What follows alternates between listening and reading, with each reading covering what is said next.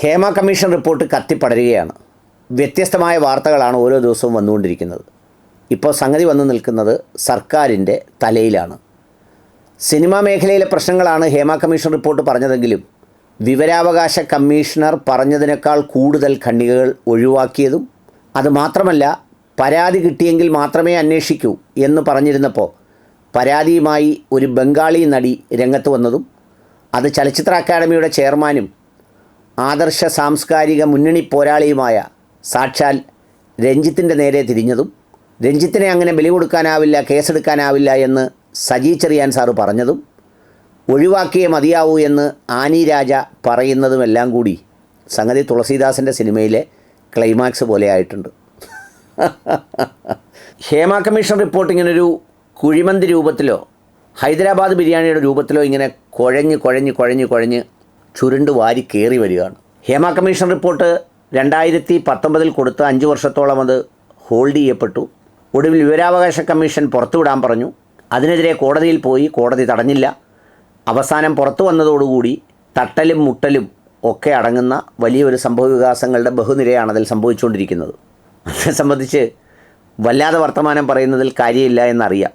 എങ്കിൽ പോലും സാംസ്കാരിക ഔന്നിത്യത്തിൻ്റെയും നവോത്ഥാനത്തിൻ്റെയും ഒക്കെ പൊൻപുലരികൾ വാഗ്ദാനം ചെയ്യപ്പെടുന്ന, പലയിടങ്ങളിലും മതവും മതവിശ്വാസവും അടക്കമുള്ളവയാണ് വലിയ സങ്കുചിത മനോഭാവവും വരട്ട് തത്വശാസ്ത്രവും സൃഷ്ടിക്കുന്നത് എന്നൊക്കെ പ്രസംഗിക്കുന്ന, അതിൽ തന്നെ ഇസ്ലാം മതത്തെ വളരെ മോശമായും ഭയങ്കര ദോഷമായും നൂറ്റാണ്ടുകൾക്കപ്പുറത്ത് ജീവിച്ചു മരിച്ച ഒരു പ്രവാചകനെ പോലും അപമാനിക്കുന്ന യുക്തിവാദികളുടെയും ഒക്കെ കാലഘട്ടത്തിൽ ഈ നവോത്ഥാന കാലഘട്ടത്തിൻ്റെ ഒരു ചെറിയ പരിച്ഛേദമെന്നോണം ഒരു വലിയ ഗോഡൗണിൽ നിന്ന് ഒരു കൈപ്പിടി അരി വാരി എടുത്തതുപോലെ ഇപ്പോൾ കാണുന്ന ഈ സംഗതി കാണുമ്പോൾ കളകള കളകളാഞ്ചിതം എന്ന് പറയുന്നത് പോലെയാണ് സത്യത്തിൽ തോന്നുന്നത്.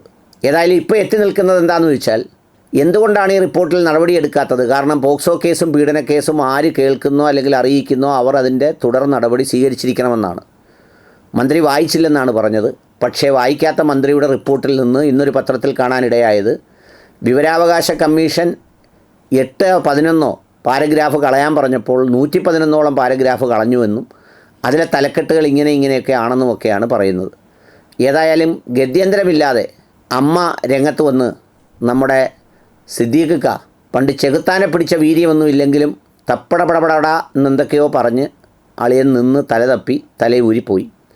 ഇതിനിടയിൽ വൈസ് പ്രസിഡൻ്റായിട്ടുള്ള നമ്മുടെ കാക്ക തൂറി എന്നാ തോന്നണേ എന്ന് പറയുന്ന ജഗദീഷ് രംഗത്ത് വന്ന് ഈ മണവണാഞ്ച് നയമൊന്നും പറഞ്ഞാൽ പറ്റൂല, പ്രതികളുടെ പേരുകൾ പുറത്തു വരണം, കുറ്റക്കാരെ ശിക്ഷിക്കണം എന്നൊക്കെ പറയുന്ന കടുത്ത നിലപാടുകളുമായി വൈസ് പ്രസിഡൻറ്റ് രംഗത്ത് വന്നു. സംഗതി ഇങ്ങനെ ആടി ഒലയുകയാണ്. അങ്ങനെ അവിടുന്ന് ആടി ഒലഞ്ഞിങ്ങനെ കത്തി നിൽക്കുമ്പോഴാണ് സാക്ഷാൽ നവോത്ഥാനത്തിൻ്റെ കരുത്തുറ്റ സംഭാവനയായ, കരുത്തിനേക്കാൾ കാമ്പും കരുത്തുമുള്ള കർണകഠോജ ആശയങ്ങൾ കൊണ്ട് വല്ലാതെ വെട്ടിപ്പിടിച്ച് വാരിപ്പിടിച്ച് ചുഴറ്റിപ്പൊക്കിയ രഞ്ജിത്തണ്ണനും വന്നു കുടുങ്ങിയിരിക്കുന്നത് ഒരു നടിയുടെ പരാതിയിന്മേലാണ്. നടി പറഞ്ഞിരിക്കുന്നത് അവരുടെ കയ്യിൽ തൊടുന്നത്, വളയിൽ തൊടുന്നത് പോലെ കയ്യിൽ തൊട്ടു, മാലയിൽ തൊടുന്നത് പോലെ കഴുത്തിൽ തൊട്ടു എന്നൊക്കെയാണ് പറഞ്ഞത്. അദ്ദേഹം നൽകിയ വിശദീകരണത്തിൽ അദ്ദേഹം ഒരു നായികയെ വിളിച്ചു വരുത്തിയെന്നും കഥ പറഞ്ഞുകൊണ്ടിരിക്കുമ്പോൾ ആ നായികയുടെ ശരീരചലനങ്ങളുടെ എക്സ്പ്രഷനും മറ്റുമൊക്കെ പുള്ളി സസൂക്ഷ്മമായി വീക്ഷിച്ചുകൊണ്ടിരിക്കുകയായിരുന്നുവെന്നും പിന്നെ അപ്സ്റ്റേഴ്സിൽ പോയെന്നും അവിടെ ചെന്ന് വീടി വലിച്ചിട്ട് തിരിച്ചു പോയെന്നും ഒക്കെ പറയുന്ന ഒരു സംഗതിയാണ്. അപ്പോൾ എല്ലാം കൂടി ഇപ്പോൾ ചുരുക്കി പറഞ്ഞാൽ കുഴഞ്ഞു മറിഞ്ഞ് നിൽക്കുന്നതിനിടയിലാണ് സംഗതി പരാതി വന്നു, ആക്ഷേപം വന്നു. ഇനി കേസെടുക്കണ്ടേ? കേസെടുക്കുന്നതിന് മുമ്പ് ചലച്ചിത്ര അക്കാദമിയുടെ ചെയർമാൻ സ്ഥാനത്ത് നിന്ന് അദ്ദേഹത്തെ മാറ്റണ്ടേ? അത് മാറ്റത്തില്ലെന്നാണ് സജി ചെറിയാനെണ്ണൻ പറഞ്ഞിരിക്കുന്നത്. വലിയ സംഭാവനകൾ നൽകിയ ഒരാളായതുകൊണ്ട് മാറ്റുന്ന വിഷയമേ ഉദിക്കുന്നില്ലെന്ന് സജി ചെറിയാനെണ്ണൻ. എന്നാൽ ആനി രാജ മാറ്റിയേ മതിയാവൂ എന്നും പറഞ്ഞു. അപ്പോൾ ചുരുക്കത്തിൽ വയനാട് പുനരധിവാസവും കാഫറുമൊക്കെ തൽക്കാലം പിന്നിലേക്ക് മാറി ഹേമ കമ്മിറ്റി കയറി മുകളിലിരിപ്പുണ്ട്. നോക്കാം, കാണാം ബാക്കി എന്താ സംഭവിക്കുക.